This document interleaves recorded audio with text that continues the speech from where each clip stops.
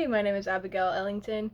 Today we're going to be talking about the number one empath superpower that nobody talks about. So as an empath, empaths are really sensitive to energy, to absorbing energy of those around them. And you learn as an empath that in order to survive your dysfunctional, toxic childhood, was that you had to absorb the tension, absorb other people's emotions, absorb other people's trauma. And if you're an alchemist kind of soul that is gifted at transmutation, you also transmute that energy for others. And so you have this gift of sensitivity, of absorbing things around you. And once you actually learn to set boundaries and stop absorbing the pain of the people around you, which is completely unnecessary, you don't need to do that. Once you stop doing that, you still have that sensitivity, that ability to absorb things. And what you can absorb now are things that are helpful for you. You don't need to absorb all the tension in the household and try and keep the peace anymore. But what you do need is to learn new things, is to grow. And when you stop using your power as a sensitive person, as an empath, to keep the peace and coddle dysfunctional people, you can now use that power to grow extremely fast.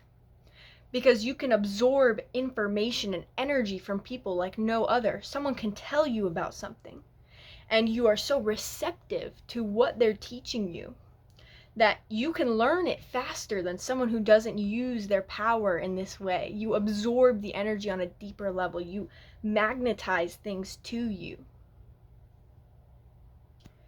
And so this is a part of the reason, like in spiritual communities, there's so much like, you are so powerful, everyone is so powerful, and power is not this thing that just some people have. Some souls are just the most powerful in the world and way more powerful than other souls.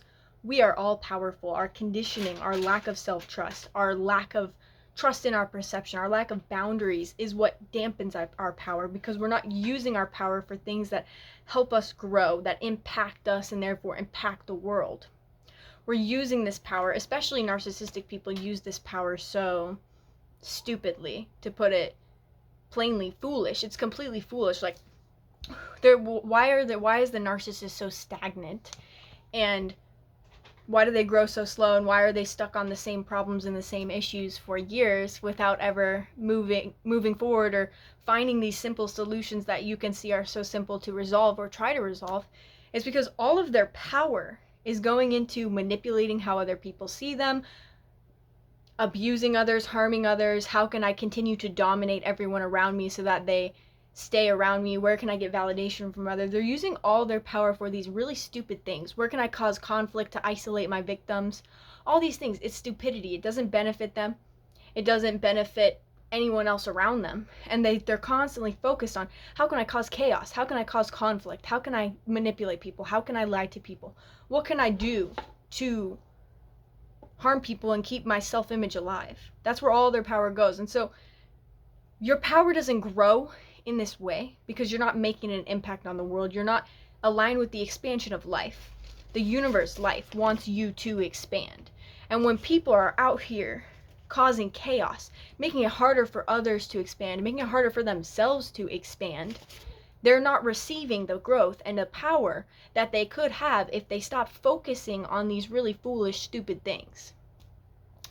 And when you exist in integrity as an empath, when you are seeking to grow not only for yourself, you do it for yourself first, but not only for yourself, but for the betterment of others, you receive this flow of abundance that multiplies, that scales, this power that scales. You get better and better at growing, at learning, at receiving information, at absorbing things that you need. You just attract the things, the information, the wisdom that you need like no other. You become blessed because your power is now being used for you. You're no longer conditioned into giving your power to the dysfunctional people to keep the peace. It's not peace. It never was peace.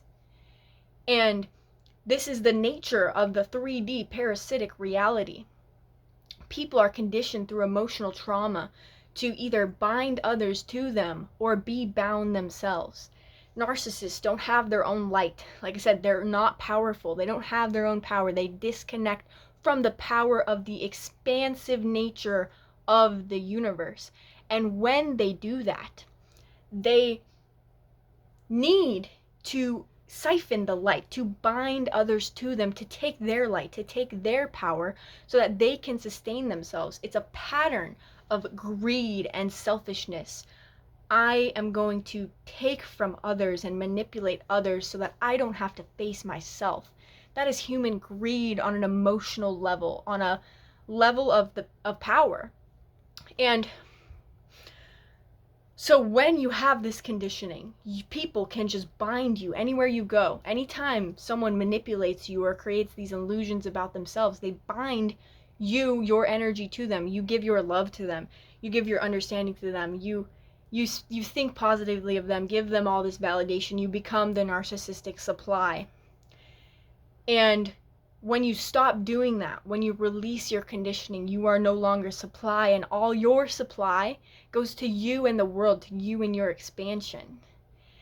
And I wanted to also add something about highly sensitive people, or like neurodivergence, because people talk about this a lot on YouTube, highly sensitive, neurodivergent. And I don't agree with these labels. I think that it is dumb, to put it simply, to label people as highly sensitive and neurodivergent. It's like we're creating these labels to be accepted in systems that aren't built for acceptance, that don't accept anyone. These systems are built on shaming others.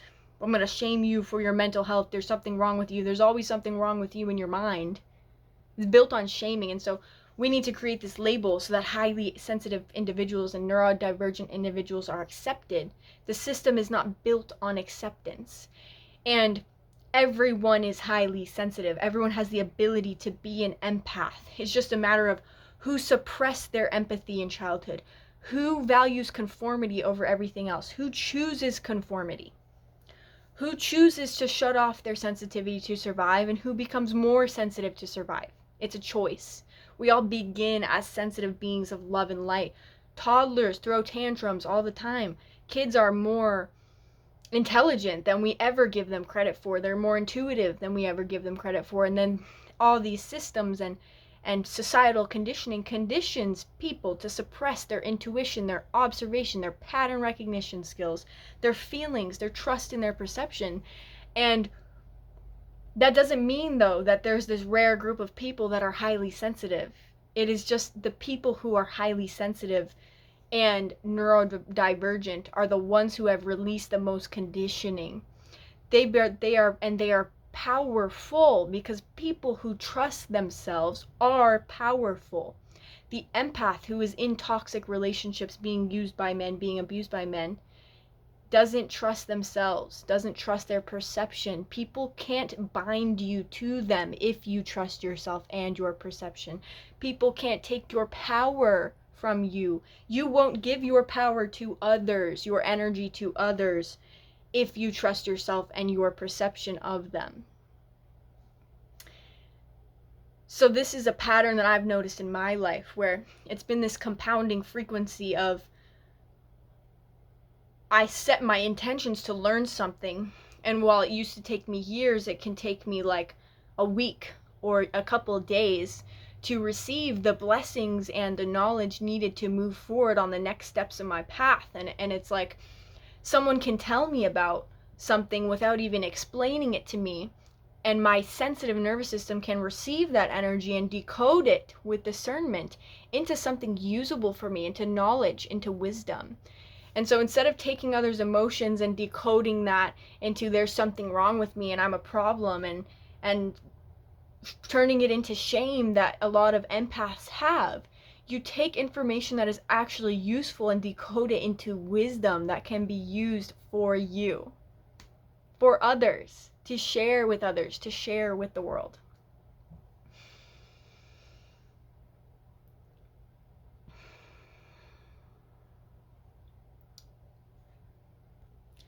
The more you know who you are, the more you act from who you are, the more you act in alignment with who you are, the more powerful you become.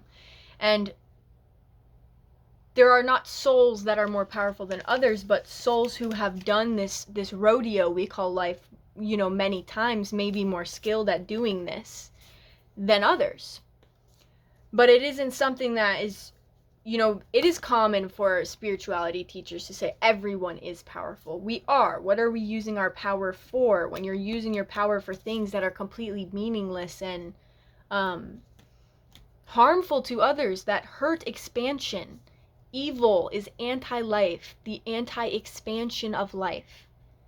When you use your power, your energy for evil, you are going directly against the flow of the universe, which is to expand, which is for life to continue, for life to go on.